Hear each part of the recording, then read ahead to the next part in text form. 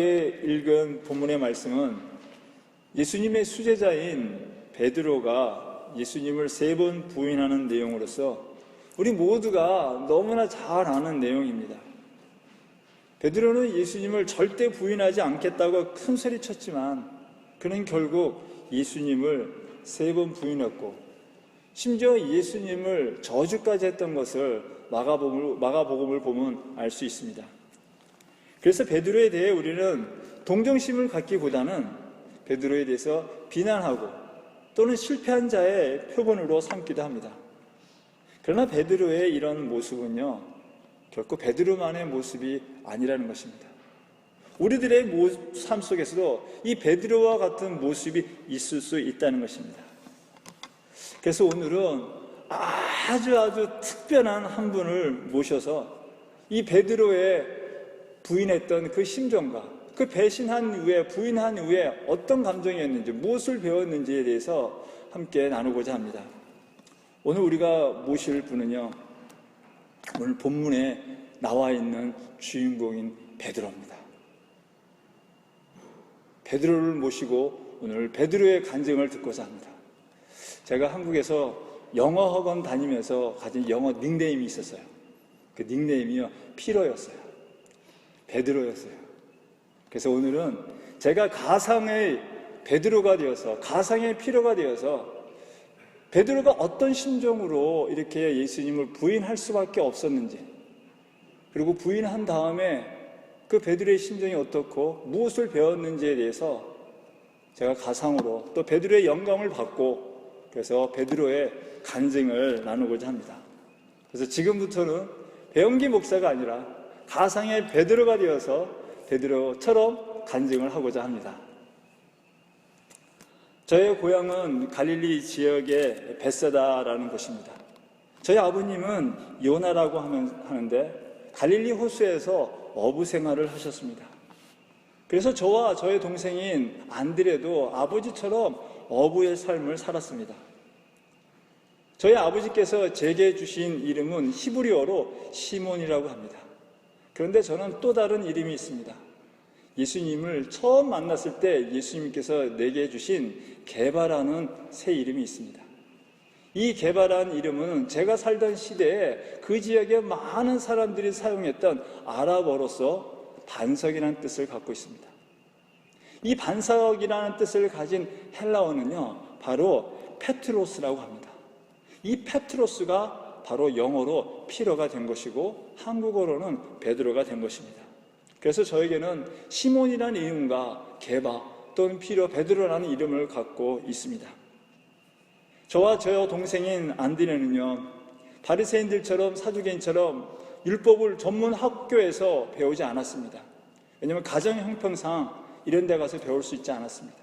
단지 저희 부모님께서 그 집안에서 가르쳐 주신 일반적인 율법만 배웠고 하나님에 대해서 배웠습니다. 그러나 우리는 하나님을 절대적으로 믿고 살았습니다.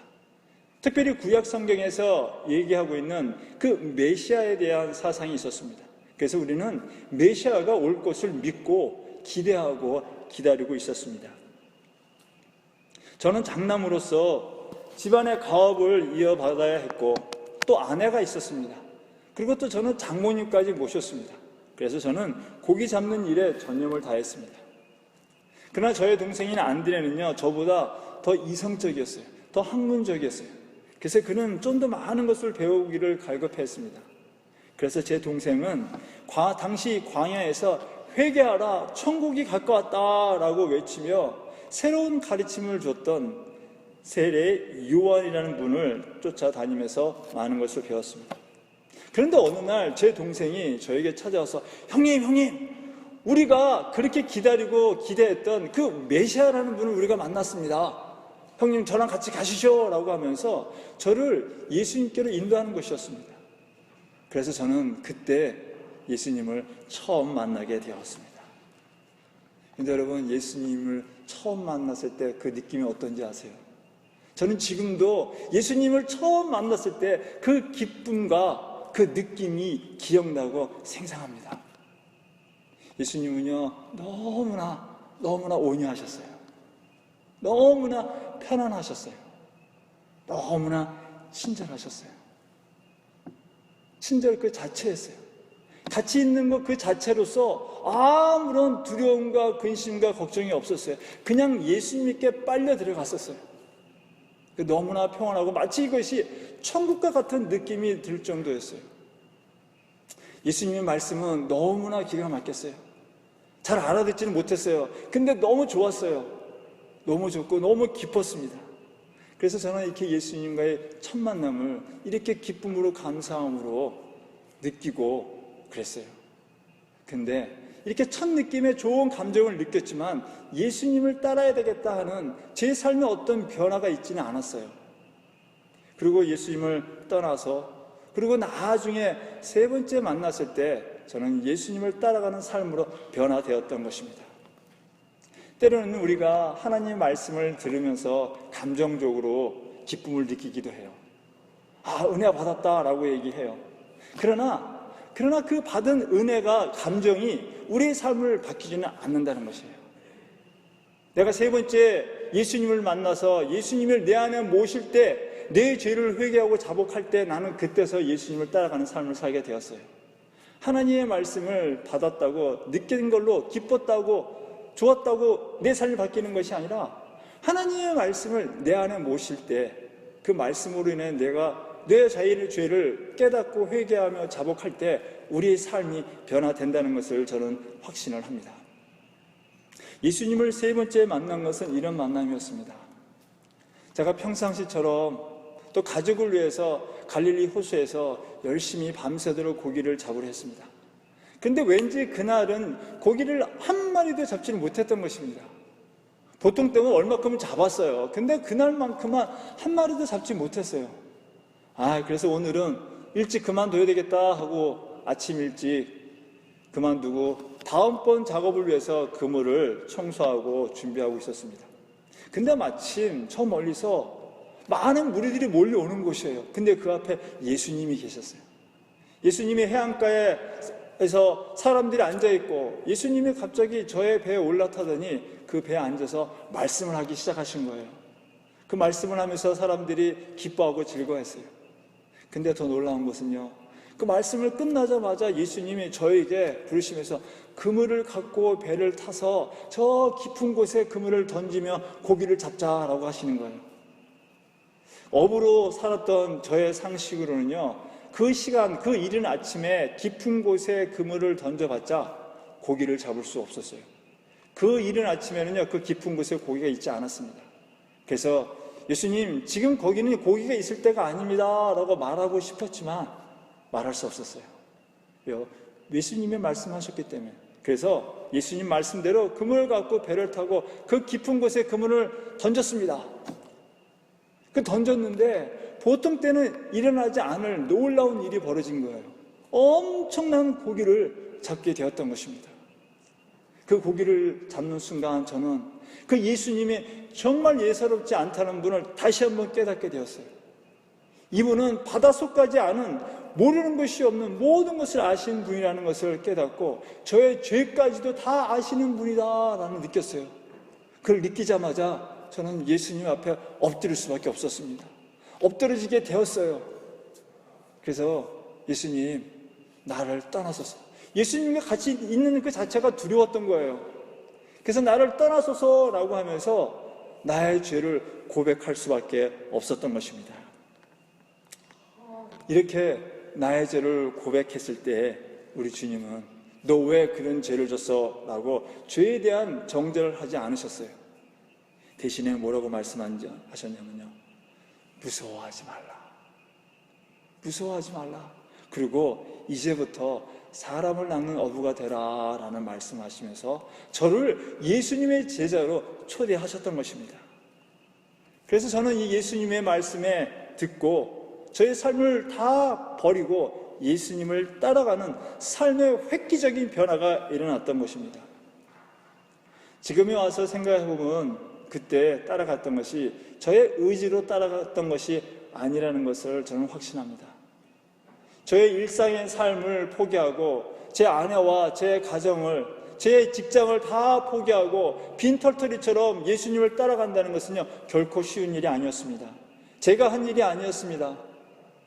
예수님의 그 부르심에 놀라운 은혜가 있었기 때문에 그 은혜로 말미암아 내 의지를 다 내려놓고 그저 저절로 따라가게 되었다는 것이에요. 하나님을 따라가는 삶이 이렇다는 것입니다. 내 의지로 따라가는 것이 아니라는 것이에요. 하나님의 은혜로 그렇게 되어진다는 것입니다. 그때부터 저는 예수님과 3년 동안 동고동락하면서 많은 것을 보았고 또 많은 것을 들었고 많은 것을 경험했습니다. 그 경험한 것들을 다 얘기하면 오늘 하루 이틀도 모자랄 것입니다. 그 중에 한 가지만 나누고자 합니다. 예수님과 함께하는 날, 어느 날 많은 무리들이 예수님께 몰렸습니다. 그래서 말씀을 하셨고 그 말씀한 자들에게 먹을 것을 주셨어요. 소위 오병이어 기적을 일으키셨습니다. 그 오병이어 기적을 일으킨 다음 많은 무리들이 예수님을 왕으로 삼으려 하자 예수님께서는 급히 가셨어요. 그래서 저희들에게 너희들 빨리 갈릴리 바다 호수를 건너가라 라고 하셨어요. 근데 그때가 바로 야간이었어요. 근데 이 갈릴리 호수는요, 이 야간에는 그 지리적인 영향 때문에 많은 심한 돌풍이 자주 일어났습니다.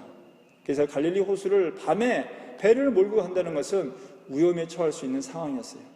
그럼에도 불구하고 예수님이 말씀하셨기 때문에 저희들은 배를 몰고 갔습니다. 아니라 다를까 심한 풍랑이 일고 위험에 처해 있어요. 배가 뒤집힐 것 같은 그런 위험에 처해 있었어요. 그래서 무서워하고 떨었습니다. 근데 그런 가운데 저 멀리서 어떤 분이 걸어오는 것이 보였던 거예요. 우리는요, 그분이 마치 유령인지 알았어요. 귀신인지 알았어요. 근데 그분이 다가오시면서 내니 두려워하지 말라라는 그런 말씀을 하신 거예요. 그 온유함이 저는 직감적으로 예수님이라는 것을 알았습니다. 그 예수님이라는 걸 알고서 저는 저의 혈기로 저도 모르게 만약에 주님이시라면 저를 오게 하소서, 저를 걷게 하소서라고 얘기했던 거예요. 그때 주님께서 뭐라고 하시냐면요, 오라 그렇게 말씀하셨어요. 그래서 저는 예수님 말씀만 듣고 예수님만 바라만 보면서 배에서 발을 내디뎌 호수에 발을 내디뎠어요. 그랬더니 이게 웬일입니까? 물 위에 제가 쓴 거예요. 쓰고서 예수님만 바라보고 걷는 것이었습니다. 그렇게 몇 발짝 걷는 순간 저 스스로 놀란 거예요. 호수 위를 걷는 저의 모습을 보고 제가 느끼고서 뭔 일이지 하면서 예수님을 바라보다 잠깐 돌아본 순간 저는 풍덩 빠졌어요. 풍덩 빠져가지고 허부적거리며 살려주세요, 살려주세요 라고 외쳤습니다. 그때 예수님께서 다가오셔서 손으로 붙잡아 건져주셨습니다. 그리고 한 말씀 하셨습니다. 믿음이 적은 자야, 왜 의심하였느냐. 그 말씀을 듣고서 저는 깨달았어요.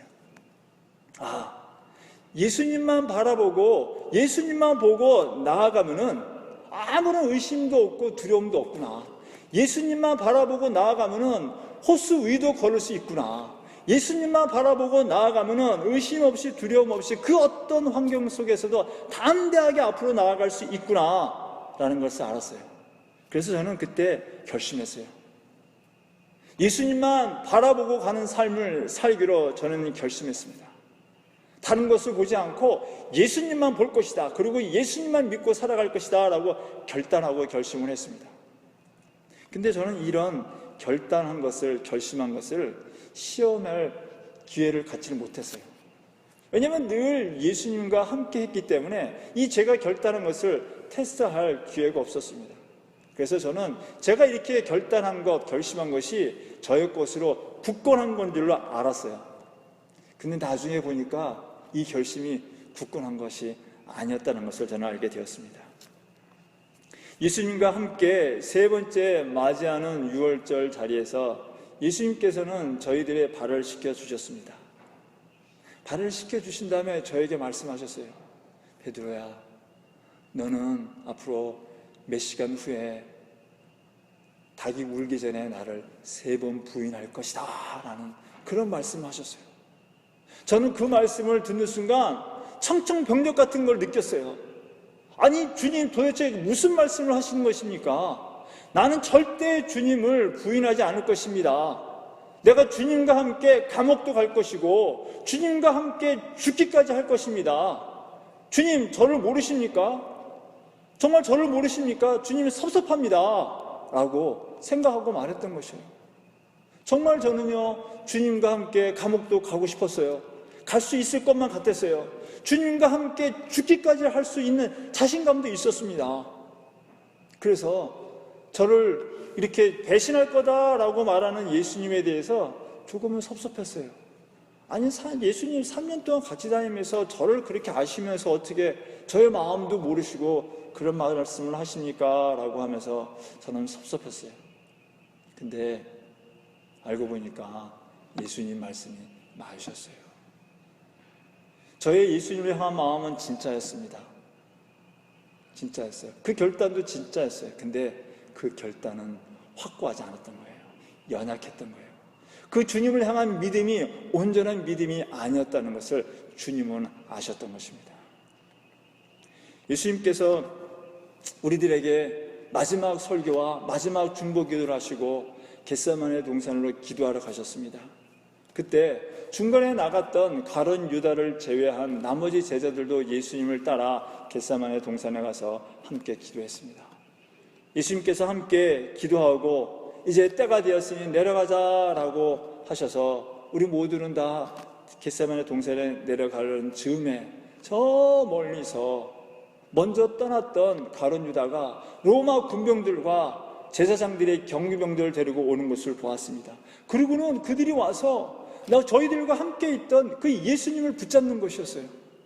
그 예수님을 붙잡는 것을 보고 저는 또 저의 혈기가 나가지고 제가 갖고 있는 칼로 그 제사장의 종을, 말고라는 종의 귀를 잘랐던 것입니다. 저의 혈기가 예수님보다 앞섰던 거예요. 그랬더니 예수님께서 저에게 말씀하셨어요. 베드로야, 칼을 칼집에 넣어라 라고 하시면서 내가 아버지의 잔을 마셔야 되지 않겠니? 라고 하시면서 제가 칼로 자른 이 말고의 귀를 붙이며 고쳐주셨습니다. 그리고서는 예수님은 순순히 잡히셨던 것입니다. 저는 그때 예수님이 뭔가 하실 거라고 믿었어요. 예수님을 잡으러 온 자들에 대해서 예수님이 뭔가 어떤 걸 해가지고 그들을 보내든가 그들에게 어떤 기적 같은 일을 해가지고 우리가 그 자리를 피할 줄 알았어요. 예수님 잡히지 않을 것이라고 나는 생각했어요. 그런데 예수님은 그러지 않으셨어요. 아무런 저항도 하지 않으셨어요. 정말 무기력하게 병사들에게 잡혀서 끌려가셨던 것입니다.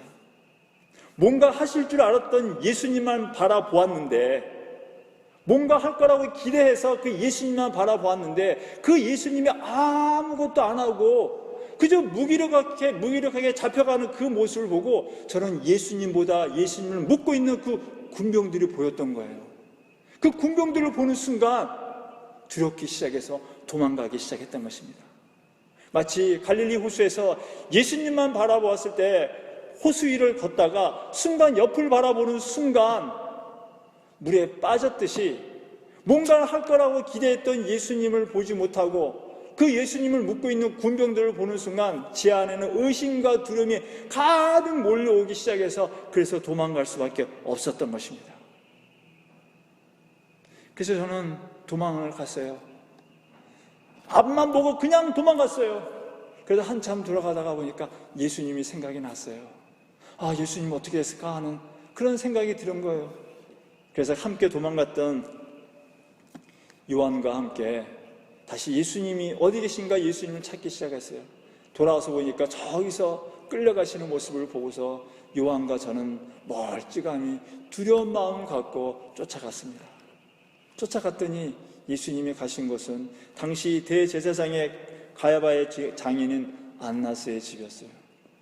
함께했던 요한은 안나스를 알고 있었기 때문에 그 안나스의 집 안에 들어갔고 저는 문 밖에서 기다리고 있었습니다. 그런 가운데 조금 시간이 지났을 때 문이 열리더니 어느 여종이 와서 저를 집 안으로 데리고 가는 거예요. 집 안에 있던 요한이 그 여종에게 말해서 저를 데려오도록 했던 것입니다. 저는 로마 군병들이 걱정이 됐고 제사장들의 경비병들이 걱정이 됐어요. 그들이 잡히면 어떡할까 하는 두려움이 있었어요. 염려가 있었어요. 그럼에도 불구하고 그 여종을 따라 들어갔습니다.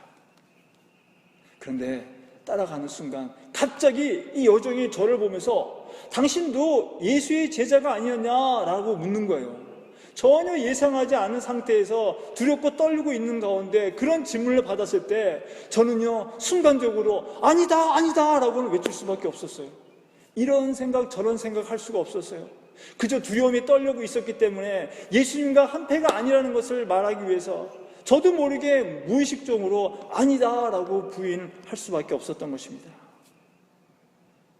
예수님이 걱정이 되어 예수님에게 어떤 일이 있는지를 보고 싶어서 이 안나스의 집안에 들어왔는데 그 여종이 너도 예수의 제자 중에 하나가 아니냐는 그 질문을 듣는 순간 두렵기 시작했던 거예요. 겁을 먹었던 것입니다. 예수님을 부인하는 것을 보고 있는 예수님과 하나님으로 인하여 두려워한 것이 아니라 내가 예수의 제자라는 것을 알고 있는 이 하찮은 여자의 말에 저는 두려웠기 시작했던 것이에요. 그 두려움 때문에 예수님을 부인할 수밖에 없었던 것입니다. 하나님이 일을 하고 하나님을 믿는 사람들이요, 죄를 범할 때는 그 죄를 범하고 있는 하나님을 두려워하는 것이 아니라 그 죄를 범하는 것을 알고 있는 그 사람을 두려워한다는 것입니다. 그래서 예수님은 이런 것을 미리 아셨기 때문에 우리에게 이런 말씀을 하셨어요. 몸은 죽여도 영혼은 능히 죽이지 못하는 자들을 두려워하지 말고 오직 몸과 영혼을 능히 지옥에 멸하시는 자를 두려워하라 라고 하면서 사람을 두려워할 것이 아니라 사탄을 두려워할 것이 아니라 하나님을 두려워하라는 말씀을 미리 하셨던 것을 마태가 10장 28절에서 기록하고 있는 것입니다. 저는 두려움 때문에 저도 모르게 예수님을 부인했어요.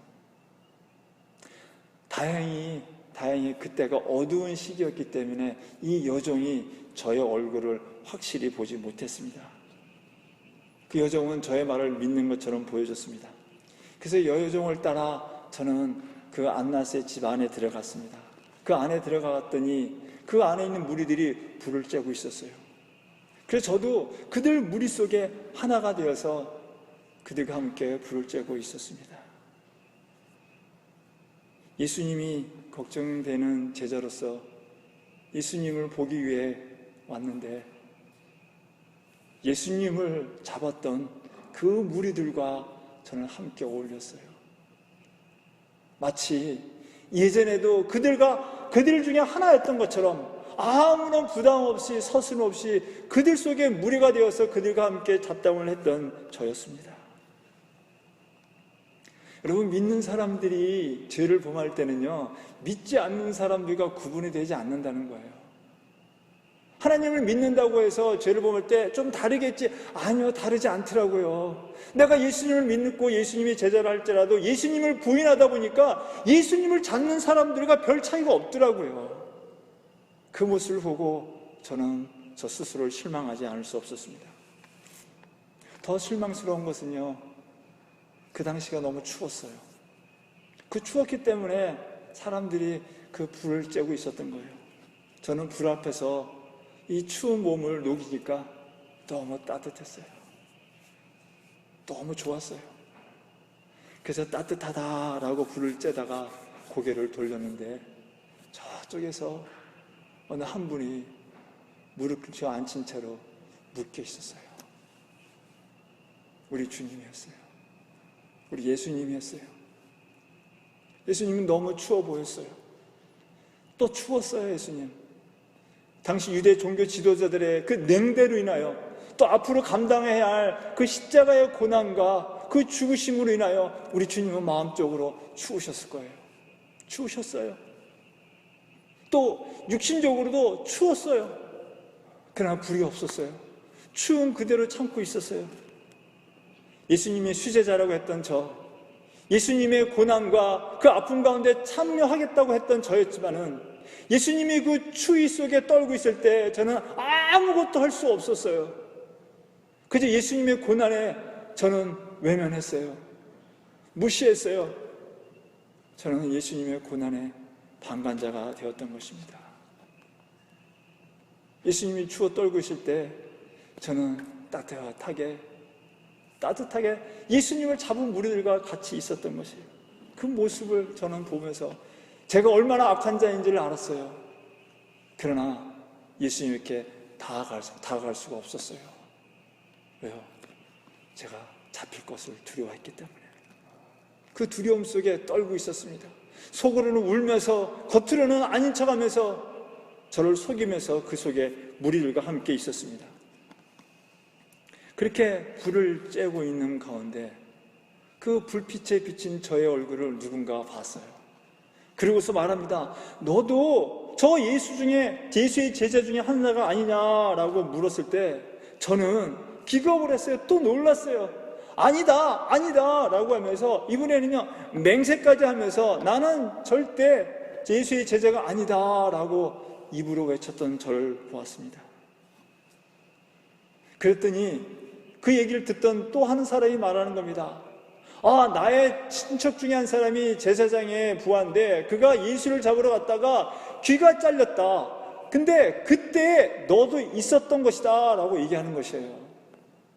그 말을 듣자 저는 마음이 찔렸어요. 이걸 어떻게 해야 되지? 이걸 진짜 내가 그 자리에 있었다라고 고백을 해야 되나? 그런 생각도 들었어요. 그러나 또 한편으로는 이걸 만약에 내가 이 자리에서 고백하면 나는 지금 당장 잡혀서 죽을 것 같은 생각이 들었습니다. 그래서 저는 알면서도 아니다, 나는 제자가 아니다, 나는 저 사람을 모른다 라고 하면서 심지어 내가 저 사람을 모른다는 것을 증명해 주기 위해서 예수님을 저주까지 했던 저였다는 것입니다. 두려움 때문에 내가 살고자, 내가 사랑한다고 내가 죽기까지 하면서 감옥까지 같이 간다면서 섬기겠다고 했던 그 예수님을 모른다고 하면서 부인하면서 저주까지 했던 저의 모습을 보고 저는 슬퍼하지 않을 수 없었어요. 근데 그 저주했을 때 한 소리를 들었어요. 닭이 우는 소리를 들었던 것입니다. 그 닭이 우는 소리를 듣는 순간 몇 시간 전에 예수님께서 저에게 하신 말씀, 너가 닭이 울기 전에 나를 3번 부인할 거라는 그 말씀이 기억나면서 고개를 들어 예수님을 보았을 때 예수님은 계속 저를 보고 있었던 거예요. 예수님과 눈이 마주쳤습니다. 그때 그 예수님의 눈을 결코 잊을 수가 없어요. 저는 예수님은 제가 이렇게 부인하는 모든 과정을 다 보시고 계셨어요. 다 아시고 계셨어요. 그리고 예수님을 쳐다보았을 때 예수님이 가여운 듯이, 불쌍하다는 듯이, 베드로야 괜찮다, 내가 너를 안다 라고 하면서 사랑의 눈빛을, 그러나 안쓰러워하는 모습, 그 눈빛을 보는 순간 저는 더 이상 그 자리에 있을 수 없었습니다. 뛰어나와서 울기 시작했습니다. 심령이 통곡하면서 울었습니다. 너무나 제 자신이 비참했습니다. 너무나 부끄러웠고 너무나 죄송스러웠습니다. 너무나 미안했습니다. 무엇을 어찌할지 몰라 그저 숨어 쉬고 울 수밖에 없었습니다. 정말 통해하는 마음으로 예수님 미안합니다, 죄송합니다 울 수밖에 없었고 제 자신이 너무나 싫었습니다. 배신자의 마음, 이 실패자의 마음을 갖고 울 수밖에 없고 홀로 있을 수밖에 없었습니다. 홀로 울고 숨어 있었을 때 우리 주님은 법정에 서셨고 고문당하셨고 골고다 언덕을 가셨고 결국 십자가에 못 박혀 죽으셨습니다. 저는 정말로 예수님이 고난 받으실 때, 예수님의 그 십자가 골고다 언덕을 올라가실 때, 그 십자가에 죽으실 때 그 현장에 꼭 있고 싶었어요. 그곳에 함께 있고 싶었어요. 그러나 갈 수가 없었어요. 왜냐하면 예수님의 얼굴을 볼 수가 없었기 때문에, 예수님의 그 피 흘리심을 볼 수가 없었기 때문에 너무나 두려웠습니다. 또 하나의 두려운 것은요, 그곳에 갔다가 잡힐 것이 또 두려웠던 거예요. 이렇게 예수님의 수제자라고 했던 자가 예수님의 죽음의 현장에 있지 않았던 것이에요. 3년 동안 동고동락하면서 내가 죽기까지 따르겠다고 했던 나의 사랑의 스승, 난 사랑의 친구이신 예수님이 고난받을 때, 십자가에 못 박혀 죽으실 때 저는 저 혼자 살겠다고 두려워서 저 웅크린 곳에 숨어 있었던 것입니다. 이것이 바로 저였어요. 저는 이렇게 실패한 자가 되었고, 비겁한 자가 되었고, 부인한 자가 되었고, 예수님을 저주했던 자였습니다. 그래서 어둠의 절망 가운데 있을 수밖에 없었던 자였습니다. 그런데 여러분, 저는 여기가 끝이 아니라는 걸 알았어요. 결코 나는 실패자가 아니고, 예수님을 배신한 자가 아니고, 부인한 자가 아니고, 절망 가운데 있는 자가 아니라 다시 새롭게 되어온다는 것을 알았어요. 그 또 한 가지 아는 것은요, 그리스도의 제자는요, 실패가 결코 끝이 아니라는 것을 저는 알았습니다. 사랑의 그리스도는요, 저를 실패자로 놔두지 않으셨어요.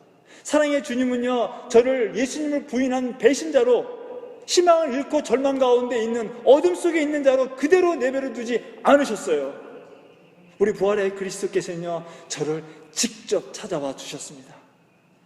그리고 저에게 오셔서 너 왜 나를 부인했어? 내가 너한테 뭐라고 그랬어? 너 왜 내 말을 듣지 않고 그렇게 했어? 라고 야단치지도 않으셨어요. 질타하지도 않으셨어요. 저의 약점, 저의 아픔을 조금도 말씀하지 않으시고, 우리 주님은 그 모든 것들을 다 품어주셨고 덮어주셨고 사랑으로 용서해 주셨습니다. 제가 부활하신 그리스도를 처음 만났을 때 저는 이 감정이 지금도 먹먹합니다. 여러분, 얼마나 기뻤는지, 얼마나 감사한지, 얼마나 고마운지 몰라요. 그런데 다가갈 수가 없었어요. 너무 기뻤지만 기쁨을 표할 수가 없었어요. 왜요? 미안했기 때문에, 죄송스러웠기 때문에. 그런데 주님께서 제게 오셨어요. 제게 오셔서 말씀해 주셨어요. 먼저 말씀해 주시고 먼저 질문해 주셨어요. 네가 나를 사랑하냐? 그 말씀을 들을 때 제 마음은요, 이루 말할 수가 없어요. 마음의 심령의 통곡이 또다시 눈물로 퍼지게 되었습니다. 근데 그 질문은요, 우리 주님은 3번 질문해 주셨어요. 마치 제가 3번 주님을 부인했던 것을 다 용서해 주는 것처럼 저는 그렇게 들려졌습니다. 예수님의 이런 사랑의 질문에 저는 답할 수가 없었어요. 왜 또다시 실수할까봐 두려웠기 때문에 저는 답할 수가 없었어요. 그러나 사랑의 주님에 대한 그 사랑의 용기를 주셨기에, 주님, 내가 주님을 사랑한지를 주님이 아시나이다 라고 고백을 할 수 있었던 것입니다. 그 고백을 통하여 저는 주님의 사랑을 다시 회복하고, 그 사랑으로 인하여 저는 다시 새롭게 깨어났습니다. 저는 실패자였습니다. 예수님을 부인한 자였습니다. 낙오자였습니다. 절망 가운데 있던 자였습니다. 그러나 부활하신 그리스도를 만남으로 말미암아 저는 더 이상은 실패자가 아니고 배신자가 아니요, 더 이상 절망 가운데 있는 자가 아니라 이제는 승리자로서 희망과 소망을 가진 자가 되었던 것입니다. 그 부활하신 그리스도를 만남으로 말미암아 저는요, 그리스도를 이제 진짜 사랑하게 되었어요. 말로만 사랑했던 것이 아니라, 내 혈기로만 사랑했던 것이 아니라 진짜 주님을 사랑해서 그 주님과 함께 감옥에도 갔었고요, 그 주님과 함께 저는 십자가에 거꾸로 매달려 죽기까지 했던 것입니다. 저는 그래서 그리스도를 통하여, 부활하신 그리스도를 통하여 다시 산 자가 되었다는 것입니다. 저는 이런 그리스도의 3번 부인하는 것을 통하여 많은 것을 보았고 경험했고 배웠습니다. 실패를 통하여 저 자신의 모습을 보았어요. 연약하고 부족하다는 저 자신의 모습을 보았고, 이 실패를 통하여 그리스도의 사랑과 그리스도의 위로하심과 그리스도의 회복을 경험했던 것이요, 이 3번의 경험을 통하여 배신자에서 저는 약속을 지키는 책임 있는 충성자로 변화되었다는 것입니다. 이런 것을 비롯해서 여러 가지를 배웠어요. 그 배운 것 중에 3가지만 잠깐 나누고자 합니다. 제가 저의 이 실수, 3번의 부인을 통해서 제일 먼저 배웠던 것은요, 혈기로서는요, 아무것도 할 수 없다는 것이에요. 혈기를 부려서는요, 실패한다는 거예요. 말씀을 믿고 따라야지만이 승리할 수 있다는 것입니다. 혈기는요, 실수를 부른다는 것이에요. 혈기로는 하나님을 알 수도 없고 하나님의 뜻을 따라갈 수도 없다는 것입니다.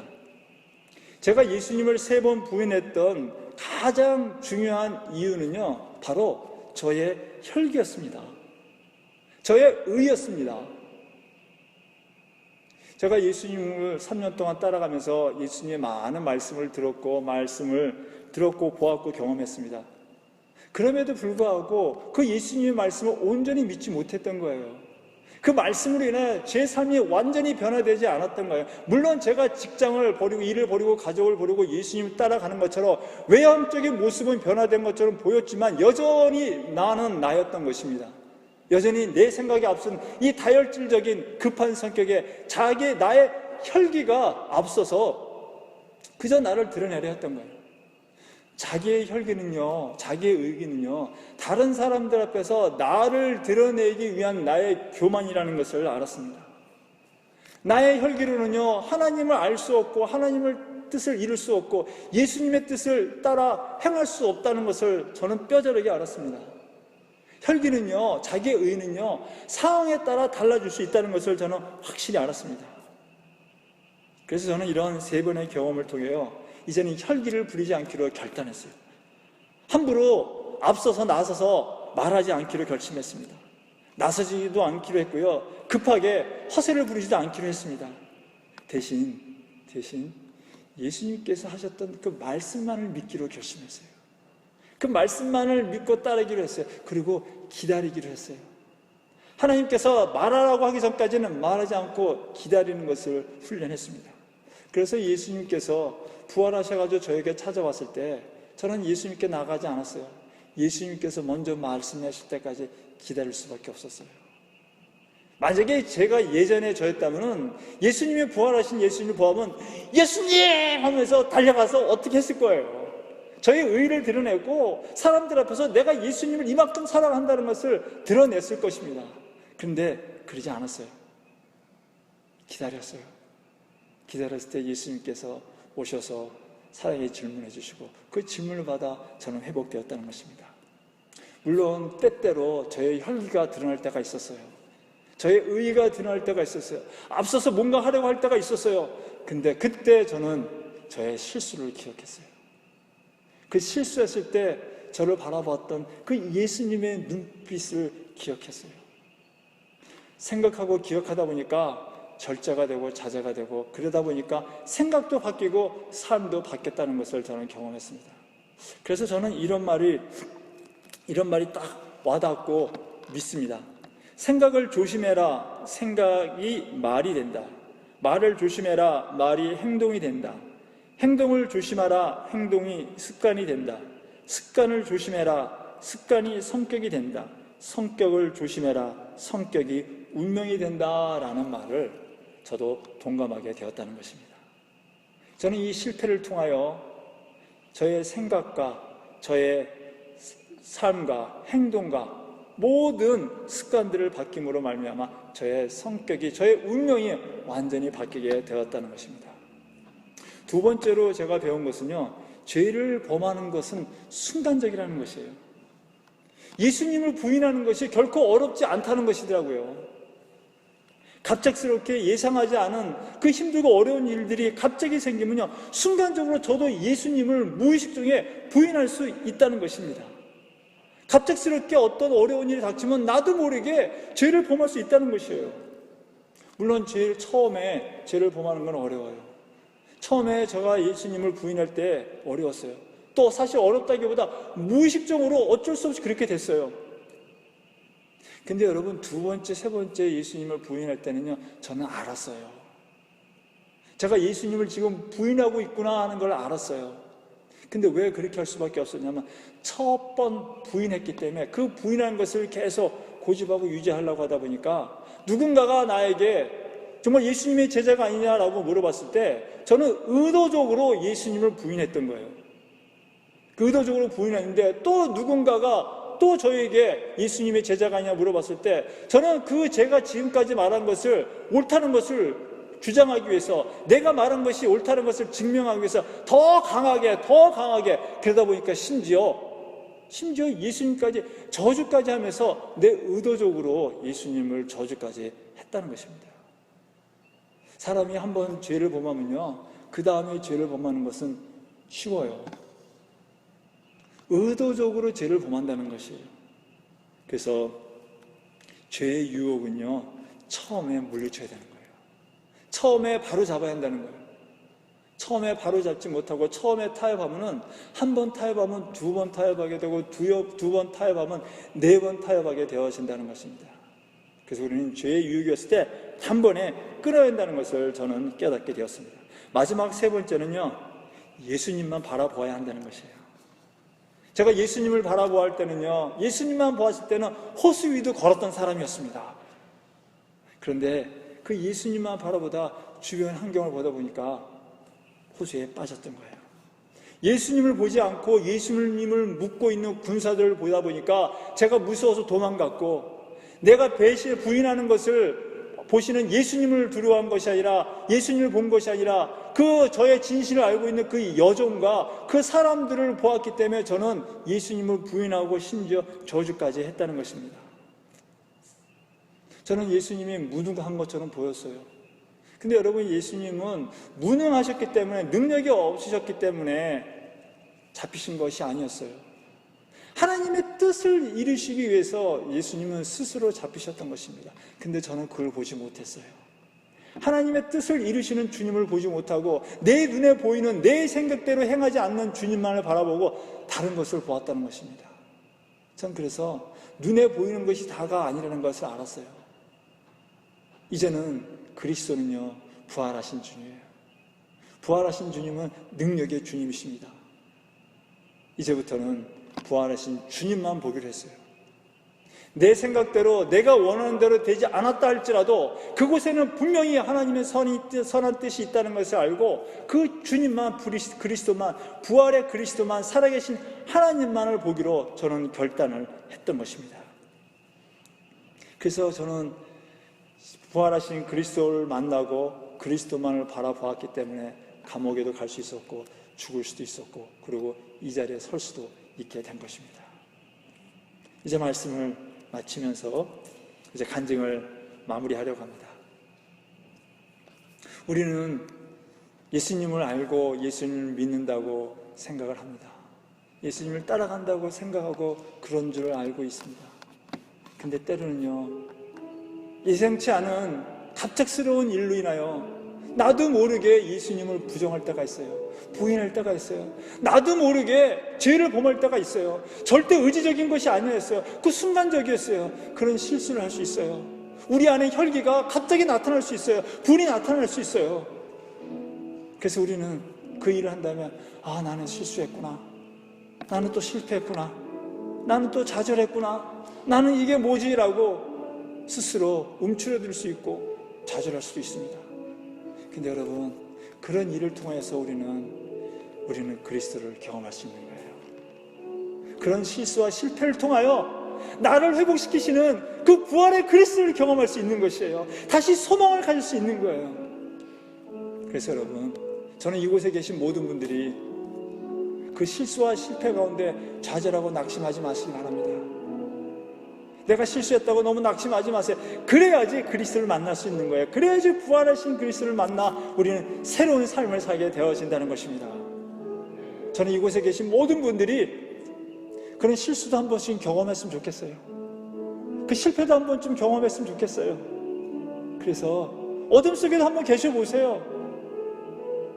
그 속에서 나를 위로하시고 나를 사랑하셔서 품어주고 용서하시고 잡아주시고 이끄시는 그 부활의 그리스도를 만나시기 바랍니다. 그 그리스도를 경험하시기 바랍니다. 그래서 내가 이제는 그리스도와 함께 사노라, 내가 이제는 감옥도 가노라, 내가 이제 죽기까지 하노라, 내가 복음을 전하기 위해서 내 모든 것을 헌신하겠노라 라고 내 의지로 하는 것이 아니라 스스로 되어지는, 그래서 그리스도를 진정으로 따라가는 그리스도의 삶을 사시는 저와 여러분, 우리 3일의 모든 교우가 되어지기를 간절히 축원합니다. 기도하겠습니다.